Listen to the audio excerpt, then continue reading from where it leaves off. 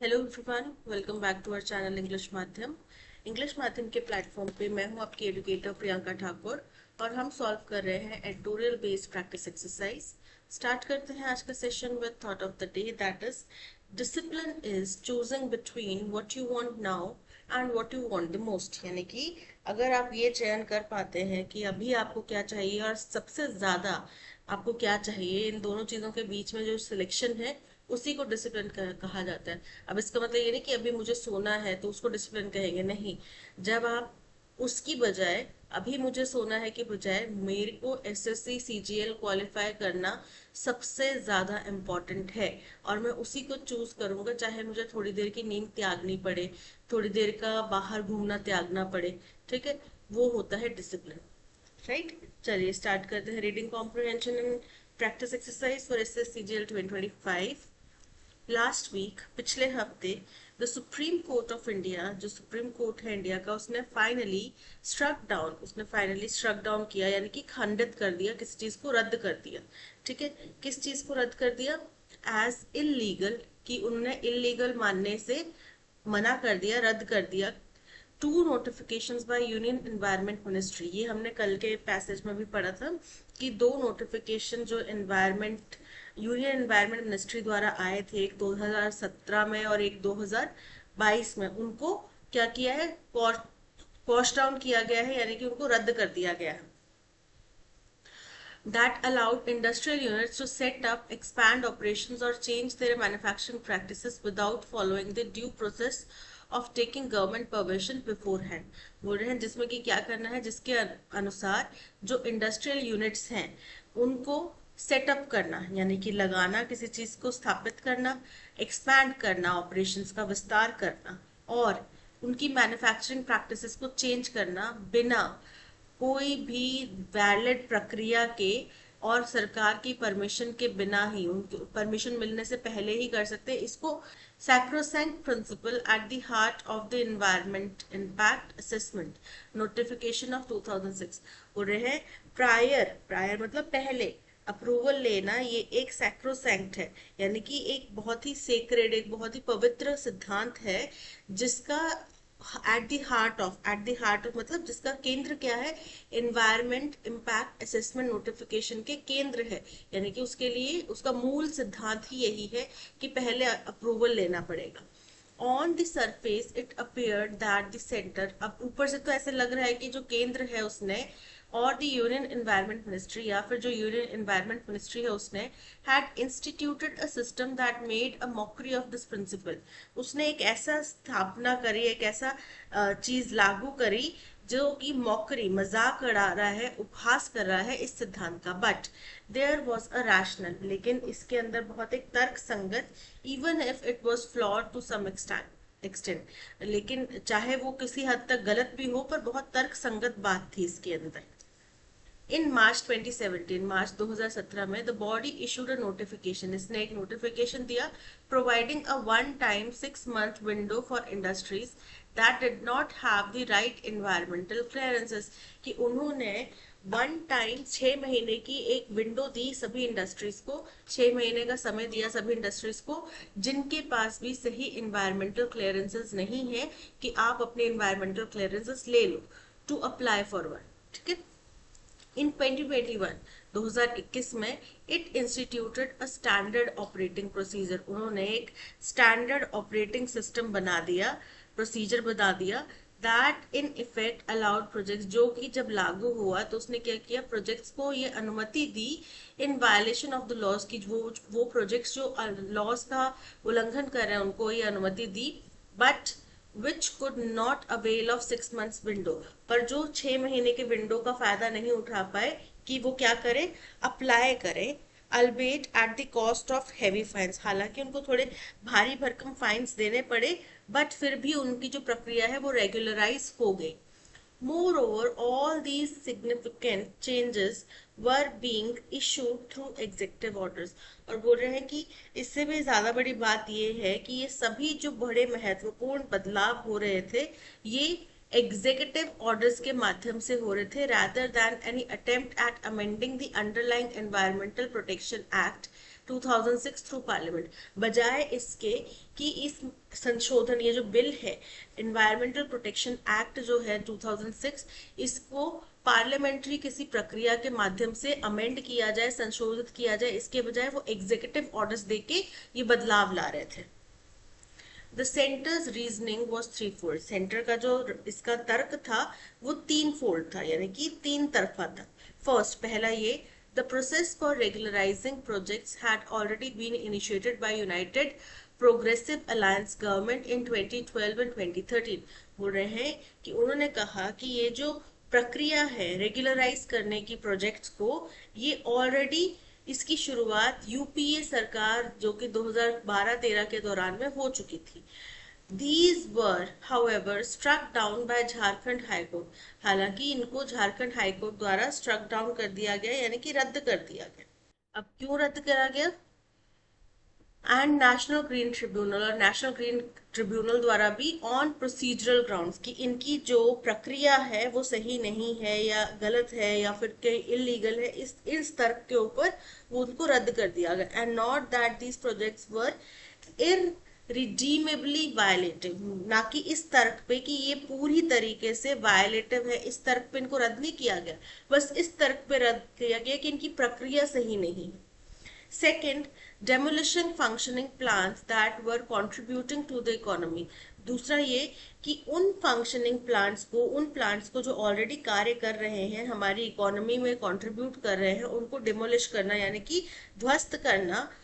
To end employment could exacerbate pollution and be disruptive, और जो employment में भी अपना हिस्सा दे रहे हैं उनको अगर हम डेमोलिश करेंगे, ध्वस्त करेंगे, तो उससे क्या होएगा? पॉल्यूशन की समस्या और बढ़ेगी, डिसरप्टिव होगी, यानी कि और ज्यादा गंभीर हो जाएगी, परेशान करने वाली होगी। द सेंटर साइटेड, सेंटर ने कहा, examples of various disputes involving copper mines to pharmaceutical companies where, बोल रहे हैं सेंटर ने उन सभी केसेस का, अलग अलग मसलों का हवाला दिया जहां पे कॉपर माइंस जो कि फार्मास्यूटिकल कंपनीज के लिए चलती हैं, उनका जो विवाद था उसका हवाला दिया गया। Where the courts had agreed that a balanced approach was necessary in cases involving violation, जहां पे कोर्ट ने इस बात को कहा है, इस बात को स्वीकार किया है कि एक बैलेंस्ड अप्रोच अपनानी पड़ेगी जहां कहीं भी वायलेशन हुआ है, उल्लंघन हुआ है। Finally it argued that it had put in place a system, अंततः इन्होंने तर्क दिया कि इन्होंने put in place यानी कि लागू किया एक ऐसा system whereby the industrial units seeking to be regularized would have to pay fines for the period that they had functioned in violation, और जहां पे उन इंडस्ट्रीज को जो कि रेगुलराइज करना चाहती हैं अपनी प्रक्रिया को, उनको फाइन देना पड़ेगा उस समय अंतराल के लिए जब तक कि वो उल्लंघन के साथ में काम कर रहे थे। यानी कि 2017 में ये लॉ पास हुआ था कि आप बिना एनवायरमेंटल क्लियरेंस के अपना प्रोजेक्ट की शुरुआत कर सकते हैं। ठीक है, तो मान लो कि ये कंपनी 2017 से ही एनवायरमेंटल रेगुलेशंस के बिना, क्लियरेंस के बिना काम कर रही है। अब 2025 में आके ये अप्लाई करती है उस विंडो के दौरान में, 2025 के आके, कि भाई अब मेरे जो काम है उसको रेगुलराइज कर दो। तो 2017 से 2025 के बीच में जो भी समय रहा, उस पूरे समय का इनको फाइन देना पड़ेगा।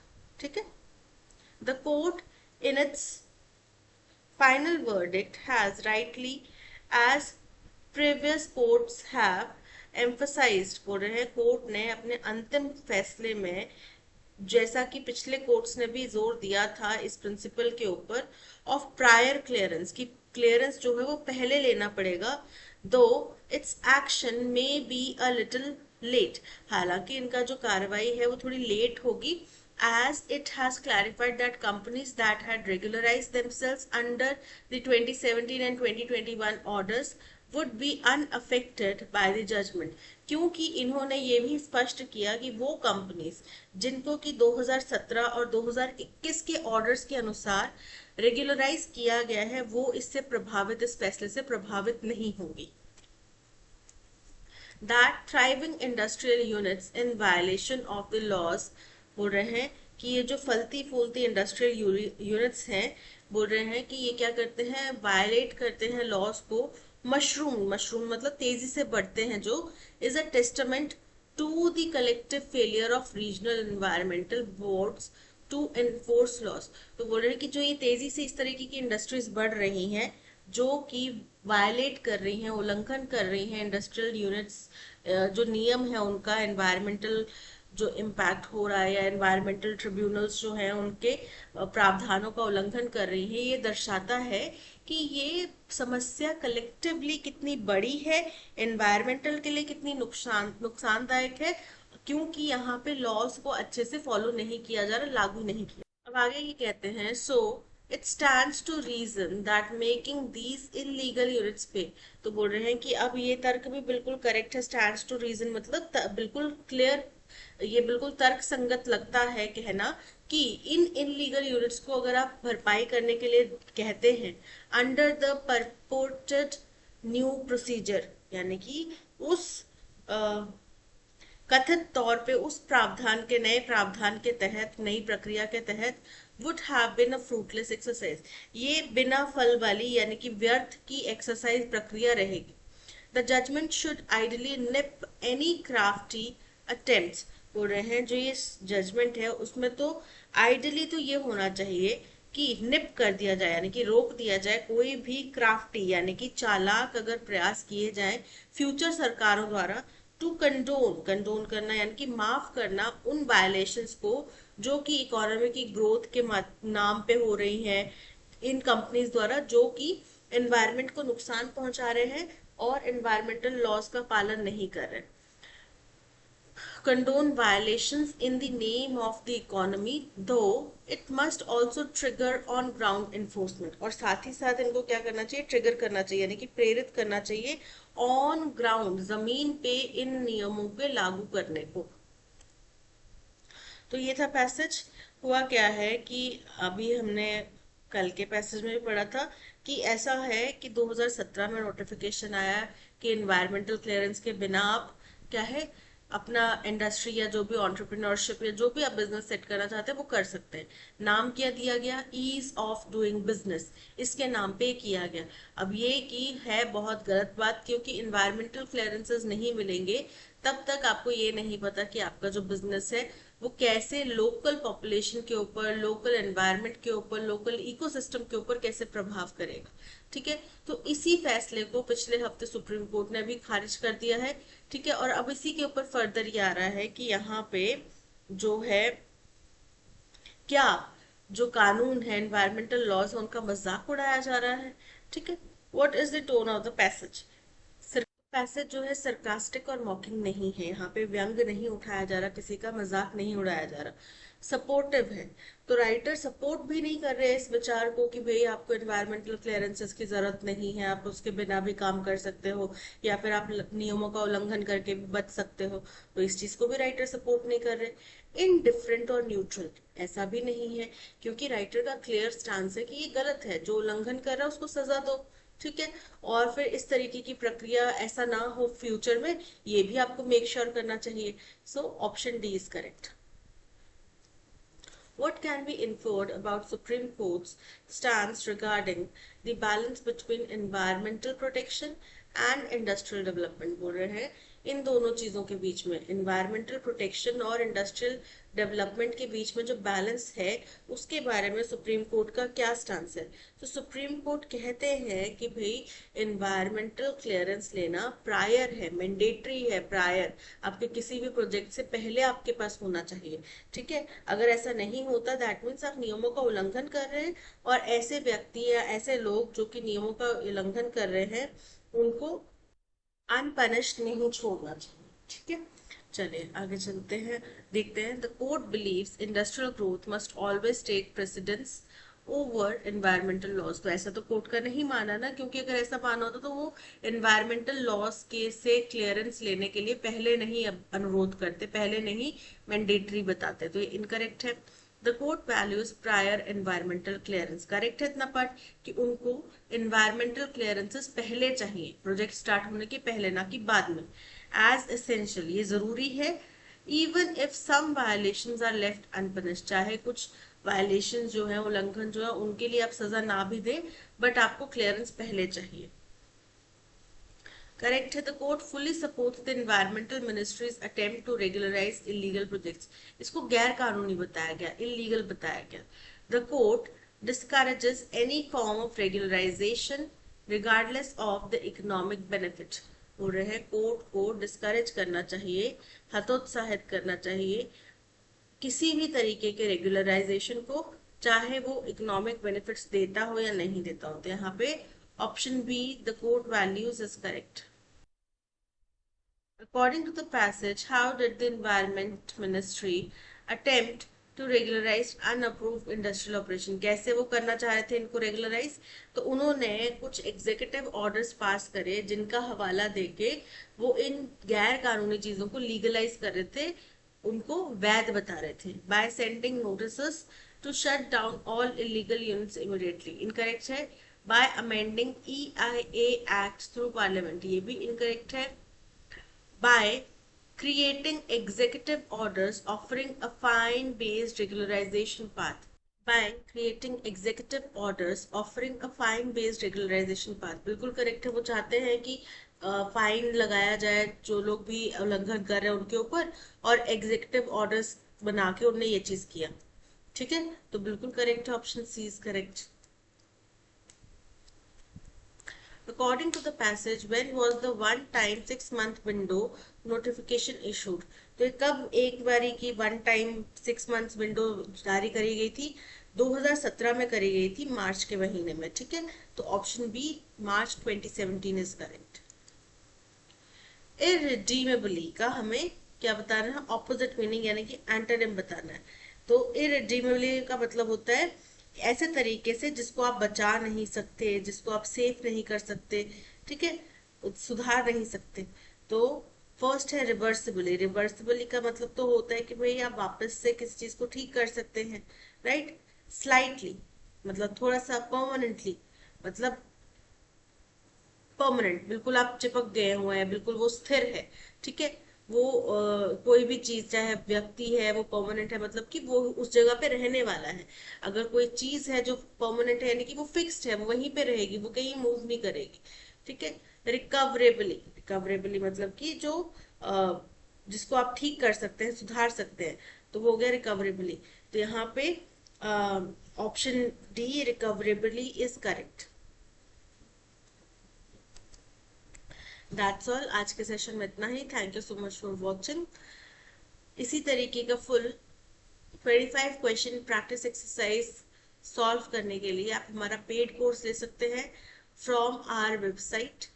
इसके अलावा अगर फर्दर कोई भी इंफॉर्मेशन चाहिए तो हमारे contact number given in the description, आप उसमें कॉल कर सकते हैं for any further information. Thank you so much for watching. अगर कंटेंट पसंद आया हो तो लाइक, शेयर और सब्सक्राइब जरूर कीजिएगा। मिलते हैं नेक्स्ट सेशन में। Till then keep learning and keep practising. Bye bye.